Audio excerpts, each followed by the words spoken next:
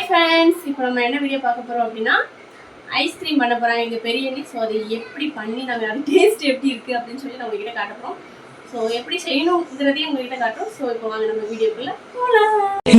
விரல் எடுக்கலவும் விரல் கிடக்கணும் நசுங்குற அளவுக்கு இருக்கு நாம் படிக்கணும் கண்ணை துறக்கையும் தெரியணும் உள்ள வரைக்குமே உனக்கு. ஸோ இப்போ வந்து ஃபஸ்ட் வந்து பால் ரெடி பண்ணி வச்சுக்கணும். ஸோ அதுக்கு தேவையான பொருள் என்னென்ன அப்படிங்கிறதையும் நான் உங்கள்கிட்ட காட்டுறேன். ஓகேங்களா?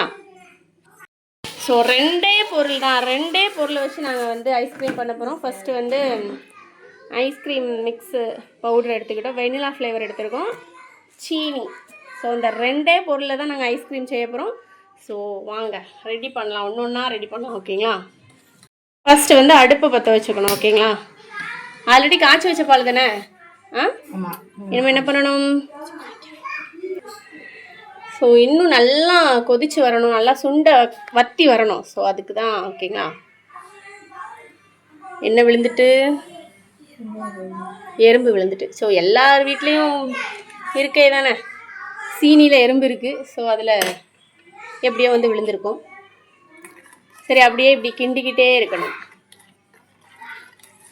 அது பொங்கி வந்து வெளியில் சிந்திருங்களா, அதனால இப்படி கிண்டிக்கிட்டே இருக்கணும். அப்படி தானே?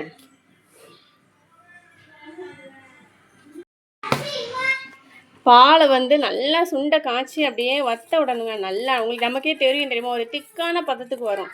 ஸோ அந்த அளவுக்கு நம்ம வந்து அதை கிண்டிக்கிட்டே இருக்கணும். ஸோ இன்றைக்கி உடனே ரெடி ஆகிடாது, பட் நாளைக்கு தான் ஆகும்.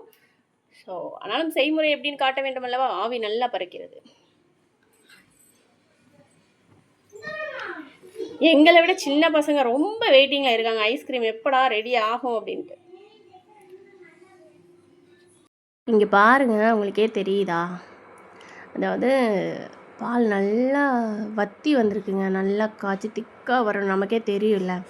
ஸோ அந்த டைமில் நம்ம இப்போ வந்து ஐஸ்கிரீம் மிக்ஸ்டு பவுடரை போட போகிறோம். ஸோ நமக்கு எப்படி தேவையோ அப்படி போடணும். நாங்கள் வந்து ஒரு 4-5 ஸ்பூன் சேர்த்தோம். உங்களுக்கு எவ்வளோ திக்னஸ் வேணுமோ அந்த மாதிரி.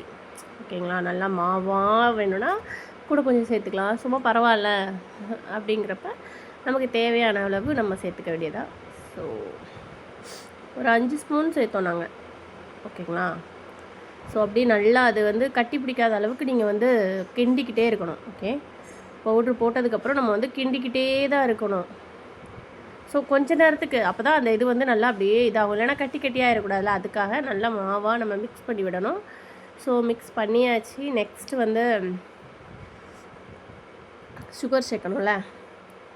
ஸோ இதுக்கப்புறம் சுகர் தான் சேர்க்க போகிறோம். சரி வாங்க, அதுக்குள்ளே ஒரு சின்ன பிரேக்கு. உங்கள் யாருக்கெல்லாம் ஐஸ்கிரீம் பிடிக்கும் அப்படிங்கிறத மறக்காமல் கமெண்ட் பண்ணுங்கள். சரிங்களா? நம்ம ஐஸ்கிரீம் எப்படி இருக்குது அப்படிங்கிறத நான் கண்டிப்பாக உங்ககிட்ட காட்டுறேன். சரி, நெக்ஸ்ட் என்ன சேர்க்க போகிறோன்னு காட்டுறேன். ஓகே வாங்க. இப்போ வந்து சுகர், தேவையான அளவுக்கு சுகர் சேர்க்க போகிறோம். ஸோ எவ்வளோ வேணுமோ, நமக்கு எவ்வளோ இனிப்பு தேவையோ அந்த அளவுக்கு நம்ம வந்து சீனி சேர்த்துக்கலாம். ஓகேங்களா? ஸோ தேவையான அளவு சுகர் சேர்த்துக்கிட்டே இருக்கும். ஸோ சுகர் சேர்த்ததுக்கப்புறமும் அதே மாதிரி தாங்க, நல்லா அந்த சீனி கரையிற வரைக்கும் நம்ம வந்து நல்லா அதை மிக்ஸ் பண்ணி கொடுக்கணும். ஸோ மிக்ஸ் பண்ணி கொடுத்ததும் கொஞ்சம் வந்து வெயிட் பண்ணணும். ஓகேங்களா? ஸோ இதுவும் கொஞ்சம் கொதித்து லைட்டாக கொஞ்சம் வற்றி வர அளவுக்கு நம்ம இது பண்ணணும். ஸோ சுகர் கரெக்டாக இருக்கா அப்படின்னு சொல்லி தந்தாங்க. இன்னும் கொஞ்சம் சுகர் இருந்தால் நல்லாயிருக்கும்னு தோணுச்சு. ஸோ அதனால் மறுபடியும் ஒரு 2-3 ஸ்பூன் சேர்த்துக்கிட்டோம். ஸோ ஐஸ்கிரீம் செய்ய தெரியாதவங்க, ஈஸியாக ஐஸ்கிரீம் செய்யணும்னு நினைக்கிறவங்க இந்த வீடியோ உண்மையாகவே யூஸ்ஃபுல்லாக இருக்கும். ஓகேங்களா? எங்கள் அண்ணி என்ன சொன்னாங்கன்னா, இது வந்து நல்லா கொஞ்சம் இன்னும் க்ரீமியாக வந்ததுக்கப்புறமா ஒரு மாதிரி கொஞ்சம் நமக்கு தெரியும் இல்லை பார்க்குறப்ப, அப்போது வந்து ஆஃப் பண்ணி வச்சிடணும். வச்சுட்டு ஒரு சூடு நம்ம லைட்டு வெது வெதுப்பாக இருக்கிறப்ப நம்ம ஃப்ரீசரில் தூக்கி வச்சிடணும். ஸோ ஃப்ரீசரில் தூக்கி வச்சு மறுநாள் தான் ஐஸ்கிரீம் எடுத்து பார்க்கணும். ஓகேங்களா? ஸோ மறுநாள் எடுக்கிறப்ப நமக்கு வந்து தேவையான ஐஸ்கிரீம் ரெடி ஆயிரும். அதுக்கப்புறமா நம்ம வந்து அதை வந்து எப்படின்னா அப்படியே எடுத்து சாப்பிடக்கூடாது. அப்படியே எடுத்து சாப்பிட்டோம்னா ஐஸ் க்யூப் சாப்பிட்ற மாதிரி இருக்கும். ஸோ அதை வந்து என்ன பண்ணணும்னா, நம்ம மிக்ஸி இருக்குல்ல, மிக்சியில் ஒரு 2-3 ட்ரை பண்ணி 2-3 டைமாவது ஒரு கிர் பண்ணி அதுக்கப்புறமா எடுத்து சாப்பிட்றப்ப நல்லா க்ரீமியாகவே இருக்கும். ஸோ மறக்காமல் இந்த வீடியோ உங்களுக்கு பிடிச்சிருந்தா, யூஸ்ஃபுல்லாக இருந்துச்சு அப்படின்னா லைக் பண்ணுங்கள், சப்ஸ்கிரைப் பண்ணுங்கள், கமெண்ட் பண்ணுங்கள். ஸோ இதே மாதிரி ஒரு வீடியோஸில் மறுபடியும் உங்களிடம் சந்திக்கும் வரை உங்களிடமிருந்து விடைபெறுவது உங்கள் சுவாதி. ஐயோ இப்படி தாங்க எப்போ பேசினாலும் கொஞ்சம் இப்படி தான் ஒரு இதாக ஆகுது. ஓகேவா, ஃபைனலாக ஐஸ்கிரீம் இப்படி தான் இருந்துச்சு. ஸோ எனக்கு ரொம்பவே டேஸ்ட்டு பர்சனலாக ரொம்பவே பிடிச்சிருந்துச்சி, சூப்பராக இருந்துச்சு. ஸோ நீங்களும் ட்ரை பண்ணி பாருங்கள். Tata bye bye, see you.